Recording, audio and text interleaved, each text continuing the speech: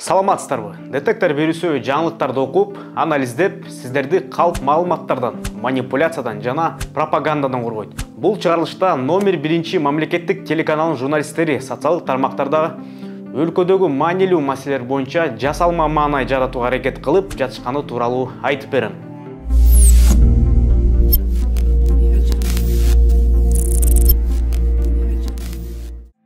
Фейк фабрика жана троллдор деген түшүнүктөр акыркы жылдары абдан популярдуу болуп жатат. Жалпак тил менен айтканда, фейк бул жасалма аккаунтка жамынып алып, кандайдыр бир жалган каралоочу маалыматты таратса, тролль бул өзүнүн жүзү менен чыгып, кимдир бирөөнүн кызыкчылыгындагы материалдарды бир жактуу таратып, же экинчи тарапты каралаган аракеттерди жасайт. Ушундай аракеттер аркылуу алар жасалма маанай жаратууга аракет кылышат.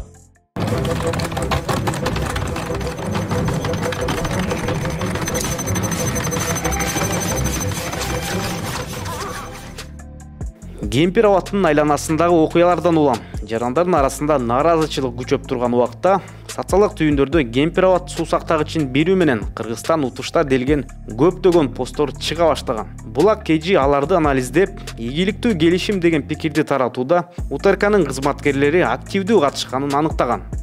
Бизде көңүл бургандыгы кемпир абат маселесинде Кыргызстандын чоң жеңиште экени тууралуу билдирүүнү бир гана журналисттер эмес, фейк баракчаларда бөлүшкөн. Ага улай электроэнергия массалык түрдө өчүрүлө баштады. Бул жагдайды Бакиевдин учурундагы ВРД көчүрүүлөр менен салыштырып, наразычылыгын айткан пикирлер да болду. Дал ошол учурда армия өз ишине киришип, жарыкты үнөмдөгүлө деген маанидеги бир фабрикадан чыккандай постторду жадырышкан. Учурунда светсиз, суукта кабагым кашым дебей эле жашаганбыз. Нарында, Чаткалда, Чоң Алайда дайыма эле ушундай суук.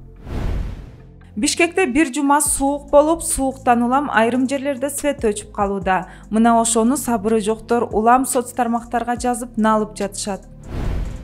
Бул суук Казакстанды, Өзбекстанды дагы түйшүккө салды. Аларда свет, газ чогуу өчүп калып жатат. Бирок бизге окшоп кыйкырып наалыган жок. Аларга салыштырмалуу бизде абал Кудайга шүгүр. Электроэнергиясын үнөмдөп койгула. Напряжение болгон жерде күч келип өчүп калып жатат деп эскертип жатышат. Деле үнөмдөгөн адам жок. Кайра болгон жарыгын күйгүзүп, жылыткычтарды сайып жатышат. Туугандар, суук деле төмөндөп бара жатат. Аз күндө күн жылып баштайт. Жер сабай бербей сабырдуу бололучу. Бул мисалдардын баарында сабырдуу бололу, жарыкты үнөмдөйлү деген маани камтылат. Мындай билдирүүлөрдөн кийин эле 21 январда президент Садыр Жапаров электроэнергия болгонба кымбаттай турганын жарыялаган. Өлкө башчысы бул энергетика тармагынын карызын өстүрбөй кармап турууга багытталган кадам экенин билдирген. Ага ылайык 2023 жылдын май айынан тарта электроэнергиясына болгонба 77 тыйындан 1 сомго чейин көтөрүлөт. Кемпир абаттын берилиши Кыргызстан үчүн чоң утуш экенин пропагандалаган аккаунттар эми бул жолу элди жарыкты үнөмдөөгө баары бирдей учурда окшош билдирүүлөрдү таратышкан. Алардын көпчүлүгү УТРКнын жаңылыктарын жана президент Садыр Жапаровдун ишмердүүлүгү боюнча постторду жарыялашкан. Мындан сырткары, көмүр сатып алуу жана электроэнергиясынын кымбатташы боюнча өкмөттүн кадамдарын кубаттаган бир канча постторду дагы бөлүшүшкөн. Башкача айтканда, УТРКнын кээ бир журналисттери бир убакта Кыргызстанда талкуу жараткан маселелер боюнча бийликти актаган постторду бөлүшүп турушкан.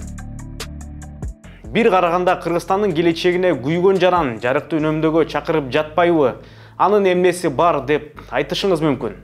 Чынында практика жүзүндө калкты энергияны үнөмдөөгө чакыруу дүйнө жүзүндө болуп келген көрүнүш. Максаты адамдардын жүрүм-турумун позитивдүү нукка буруу болуп саналат. Бирок бул жарык тууралуу постто манипуляцияланган маалыматтар айтылат. Мисалы, кириш бөлүмүндө эле пропаганданын жана манипуляциянын көпчүлүккө апелляция, жалпы элдин ою катары көрсөтүү деген түрү колдонулган. Анткени авторлор бир убактарда светсиз жашап келбедик беле деп көпчүлүктү ынандырууга аракет кылган.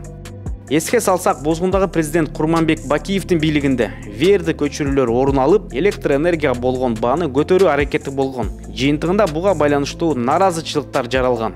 Посттордун экинчи бөлүгүндө коңшу Өзбекстан жана Казакстан мамлекеттеринде да энергияга байланыштуу көйгөйлөр жаралса да, алар сабыр кылып жатканы айтылат. Чынында Өзбекстанда 9 ноябрдан тарта магистралдык газ түтүктөрүндөгү абанын кескин муздашы натыйжасында жаратылыш газдын басымын төмөндөп, жебди отун менен камсыздоого көйгөйлөр жаралган. Буга байланыштуу энергетика тармагындагы кризистик кырдаалга жол берген жетекчилерге кылмыш иши козголуп, камакка алынган. Ошондой эле Өзбекстанда энергетикалык кризиске байланыштуу жай тургундар нааразычылык акцияларын уюштурушкан. Башкача айтканда, энерго кризис коңшу мамлекеттерде да болуп жатканы чындык, бирок ал жакта да түрдүү нааразычылыктар жана камоолор болгон. Автор энергияны үнөмдөө тууралуу постто манипуляциянын тандалма чындык ыкмасын колдонгон. Анда өзүнө пайдалуу гана бөлүгүн берип, калганын тыйып коет. УТРКнын журналисттери бир гана президент Садыр Жапаров жана Кыргыз өкмөтүнүн кадамын позитивдүү көрсөтүү менен гана чектелишкен эмес.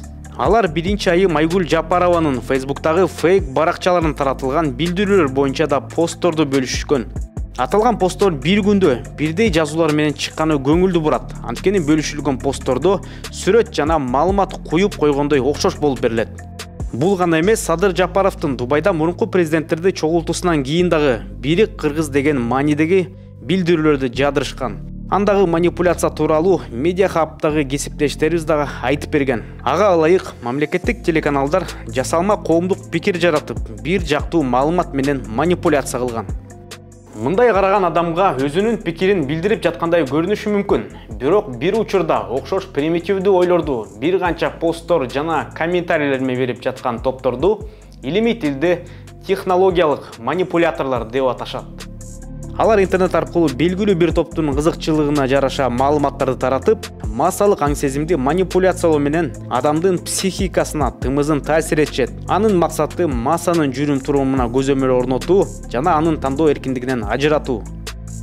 Анан дагы ушундай иштерди сиздин, менин төлөгөн салыгыбыздын эсебинен айлык берип жасатып жатышпайбы? Мисалы, УТРКга 2022 жылы бюджеттен дээрлик 485 миллион сом сарпталса, ал эми ЛТР телеканалына 133 миллион сомдон ашык жумшалган. 2021 жылга салыштырмалуу бул эки каналга 2022 жылы жалпысынан 138 миллион сомго көбүрөөк каражат бөлүнгөн.